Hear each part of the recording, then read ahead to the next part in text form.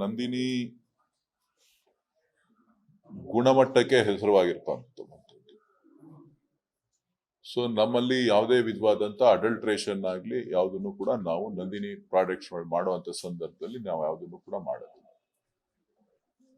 ಕೆಲವು ಕಿಡಿಗೇಡಿಗಳು ಸಾಮಾಜಿಕ ಸೋಷಿಯಲ್ ಮೀಡಿಯಾದಲ್ಲಿ ಆಗಿಂದಾಗೆ ಇಲ್ಲ ಸಲ್ಲದ ಅಪಪ್ರಚಾರಗಳನ್ನ ಮಾಡ್ತಾ ಇರ್ತಾರೆ. ಅದ್ರ ಬಗ್ಗೆ ಒಕ್ಕೂಟದಲ್ಲಿ ಆಡಳಿತ ಮಂಡಳಿ ಸಭೆ ಕರೆದಂತ ಸಂದರ್ಭದಲ್ಲಿ ಚರ್ಚೆ ಮಾಡಿ ಅದನ್ನ ಮುಂದಿನ ತೀರ್ಮಾನವನ್ನ ನಾವು ತೆಗೆದುಕೊಳ್ತೇವೆ.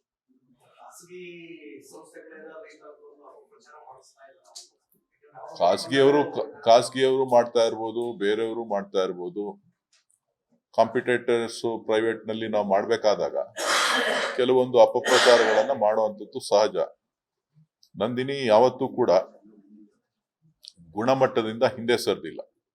ನಮ್ಮ ಎಷ್ಟೇ ನಷ್ಟ ಆದ್ರೂ ಕೂಡ ಯಾವತ್ತೂ ಕೂಡ ನಾವು ಗ್ರಾಹಕರಿಗೆ ಮತ್ತು ರೈತರಿಗೆ ಅನ್ಯಾಯ ಮಾಡೋ ರೀತಿಯಲ್ಲಿ ನಂದಿನಿ ಕೆಲಸ ಮಾಡಿಲ್ಲ. ಮುಂದಕ್ಕೂ ಕೂಡ ಆ ಗುಣಮಟ್ಟವನ್ನ ಕಾಪಾಡುವಂತ ಕೆಲಸ ನಂದಿನಿ ಮಾಡ್ತಾರೆ.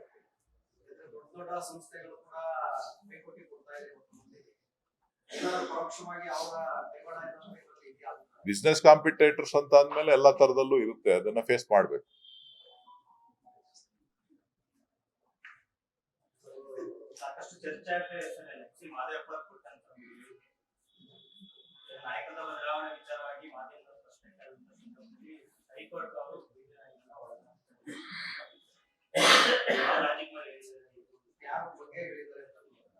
ನನಗೆ ಅದ್ರ ಬಗ್ಗೆ ಮಾಹಿತಿ ಇಲ್ಲ, ಯಾರ ಬಗ್ಗೆ ಅವರು ಉಲ್ಲೇಖ ಮಾಡಿದ್ದಾರೆ ಅಂತ ಹೇಳಿ.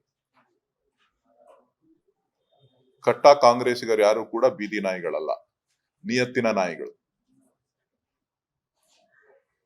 ಕಟ್ಟ ಕಾಂಗ್ರೆಸ್ಸಿಗರೆಲ್ಲರೂ ಕೂಡ ನಿಯತ್ತಿನ ನಾಯಿಗಳೇ ಹೊರತು ಬೀದಿ ನಾಯಿಗಳಲ್ಲ. ನಾನು ಹೇಳಿಲ್ವಲ್ಲ ಹಂಗಂತ. ಕಟ್ಟ ಕಾಂಗ್ರೆಸ್ಸಿಗರು ನಾಯಿಗಳಲ್ಲ.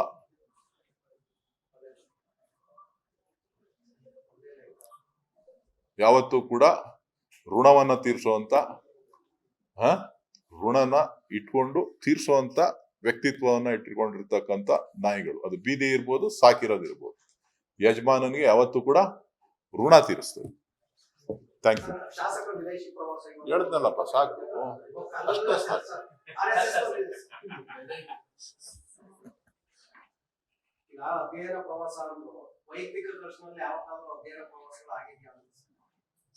ಅವ್ರು ಶಾಸಕರಾಗಿದ್ದಾರೆ, ಅವ್ರು ಕರ್ಕೊಂಡು ಹೋಗ್ತಾರೆ.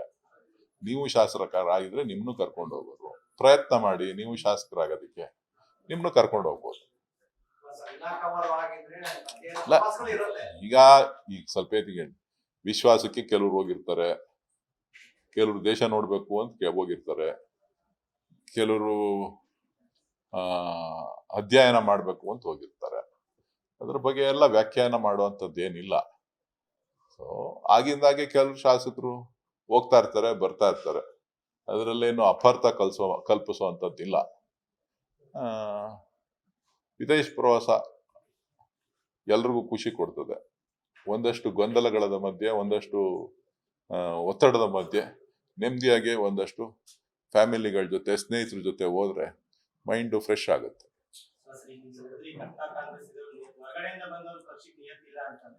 ನಾನು ಹಂಗೇನು ಹೇಳಿಲ್ಲ ಗುರು, ಸ್ವಲ್ಪ ಹೇಳ್ತೀನಿ. ನಾ ಹೇಳಿದ್ದು ಇಷ್ಟೇನೇನೆ. ನಾಯಿಗಳನ್ನ ಯಾರಿಗೆ ಹೋಲಿಸಿದ್ದಾರೆ ನನಗೆ ಗೊತ್ತಿಲ್ಲ. ಕಾಂಗ್ರೆಸ್ಸಿಗರು ನಿಯತ್ತಿನ ನಾಯಿಗಳು ಅಂತ ಹೇಳಿದ್ದೀನಿ. ಕಾಂಗ್ರೆಸ್ಸಿಗರು ನಿಯತ್ತಿನ ನಾಯಿಗಳು. ನಾಯಿಗಳು ಯಾವತ್ತೂ ಕೂಡ ಯಜಮಾನನಿಗೆ ಋಣ ತೀರಿಸ್ತದೆ ಹೊರತು ಬೇರೆ ರೀತಿ ಮಾಡೋದಿಲ್ಲ. ಆ ನಾಯಿಗಳ ಸ್ವಭಾವ ಅದು. ಏನು ಮಾಡಕ್ಕ. ನಾಯಿಗಳ ಸ್ವಭಾವ. ಎಂತಕ್ಕೆ ಸಾಕ್ತಾರೆ ನಾಯಿನ? ಬೀದಿ ನಾಯಿನೂ ಸಾಕ್ತಾರೆ, ಮನೇಲೂ ನಾಯಿ ಸಾಕ್ತಾರೆ. ನೀವು ಸಾಕ್ತೀರಿ, ಬೇರೆಯವರು ಎಲ್ಲರೂ ಸಾಕ್ತಾರೆ. ಯಾತಕ್ಕೆ ಸಾಕ್ತಾರೆ ಅಂತಾರೆ? ನಿಯತ್ತಿಗೋಸ್ಕರ ಸಾಕ್ತಾರೆ.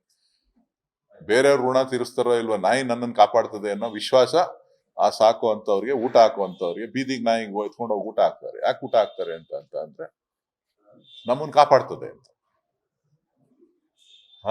ನಾಯಿಗೆ ನಿಯತ್ತಿದೆ ಅಂತ ಗಾದೆನೇ ಇದೆ.